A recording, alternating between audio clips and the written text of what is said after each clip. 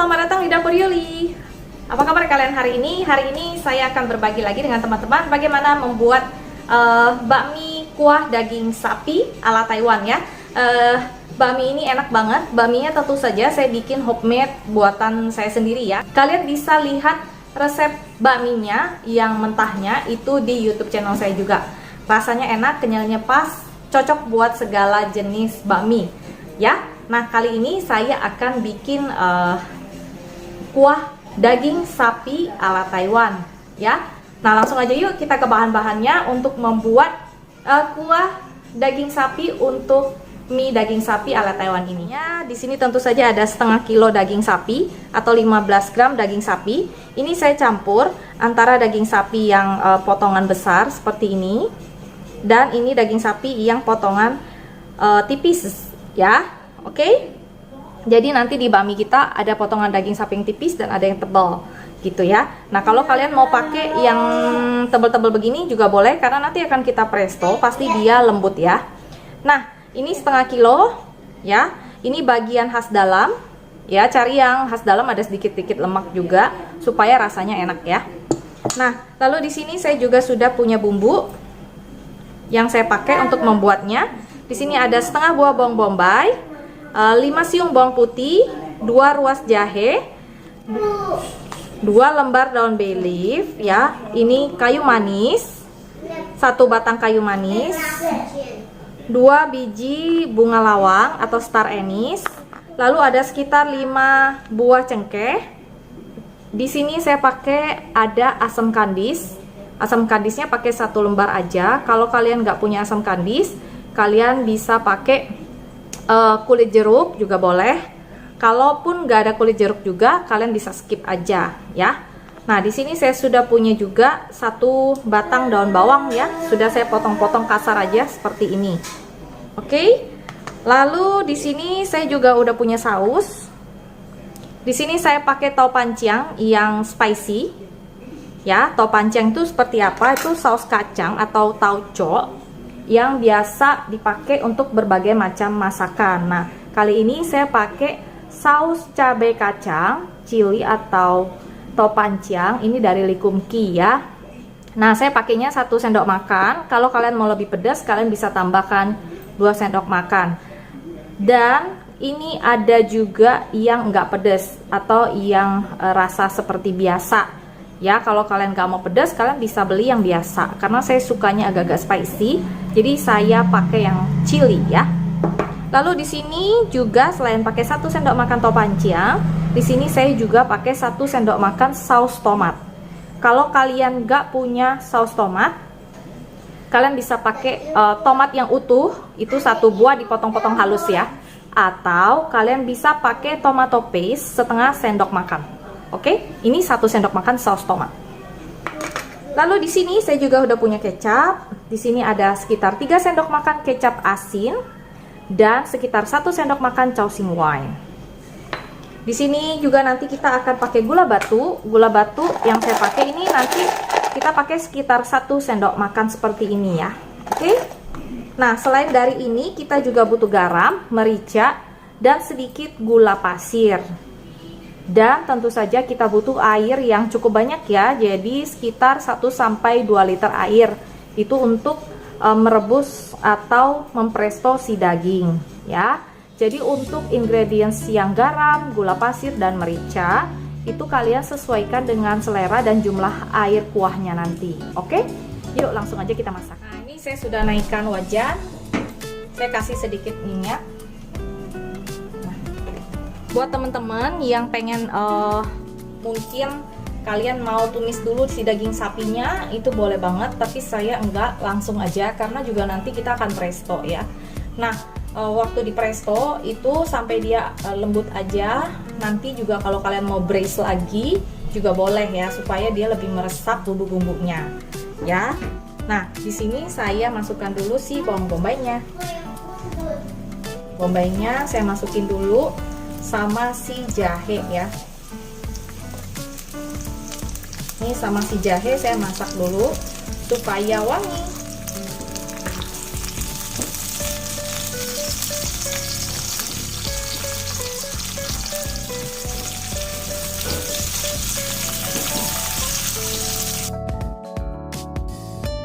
kita juga boleh masukkan si bunga lawangnya ya, bunga lawang, kayu manis, cengkeh, dan daun bay leaf ya. Daun bay leaf bukan daun salam ya, jadi kalian harus pakai bay leaf supaya memang baunya khas banget ya, dan enaknya sama ya.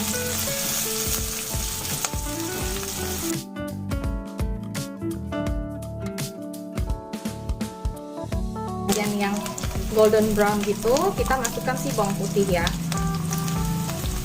Nah, seperti ini. Kita masukkan bawang putih. Kita aduk-aduk lagi. Tumis lagi bersama dengan bawang putihnya.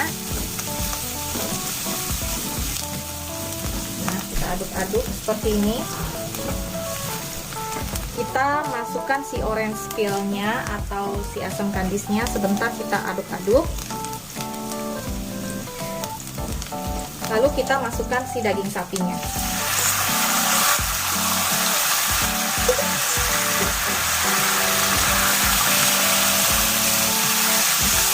Kita aduk-aduk ya daging sapinya.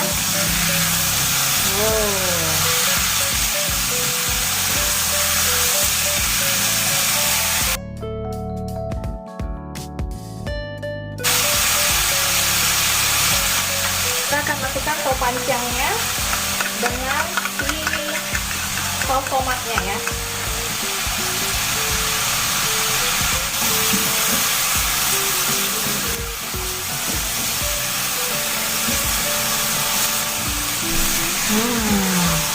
Kita masukkan si kecapnya juga, kita masukin si kecap dan si saus singwainya, masukin. Kita aduk-aduk kembali.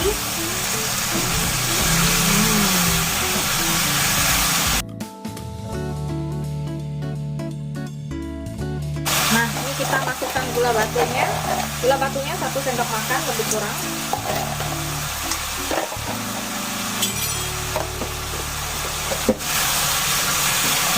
Jangan lupa kita siapkan air ya.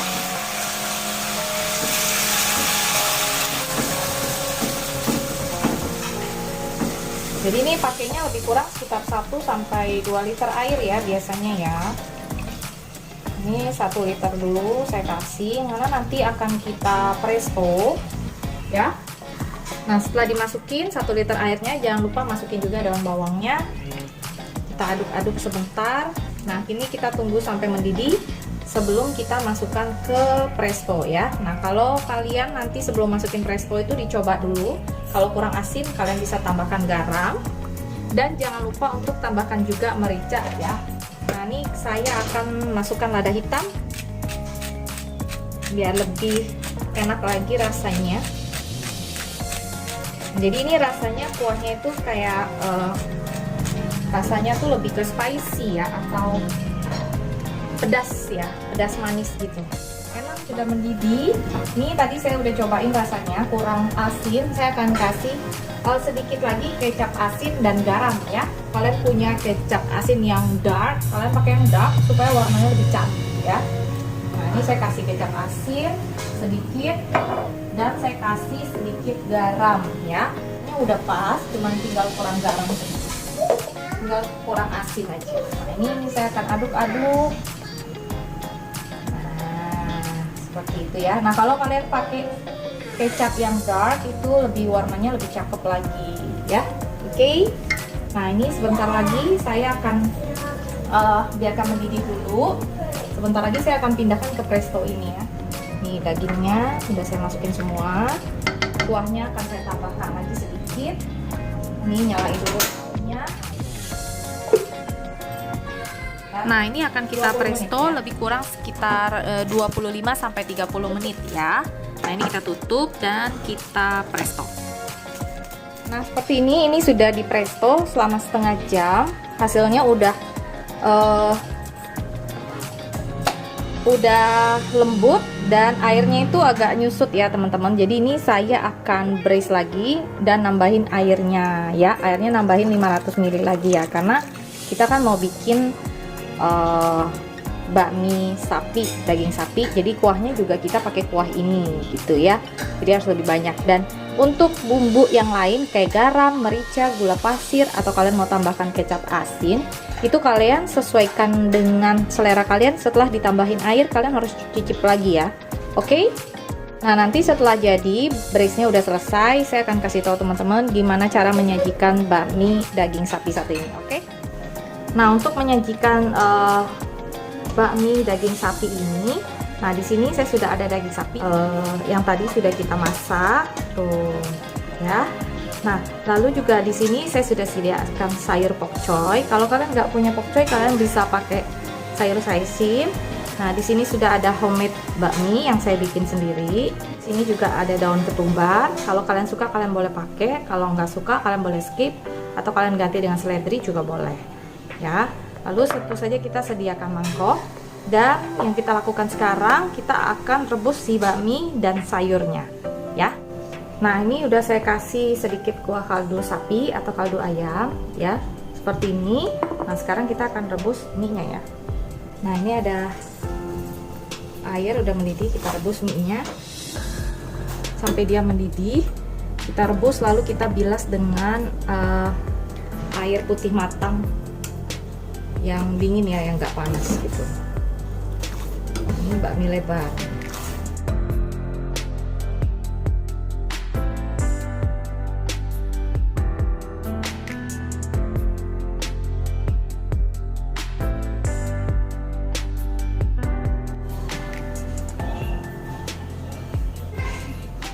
Tinggal kita kasih kuah daging sapinya ya, sama berikut juga dengan dagingnya.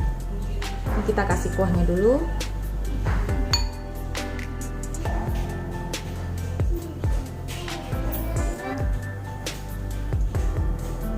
Saya taruh di atasnya. Wow. Kalau kalian bikin sendiri, dagingnya itu bisa banyak ya dikasihnya.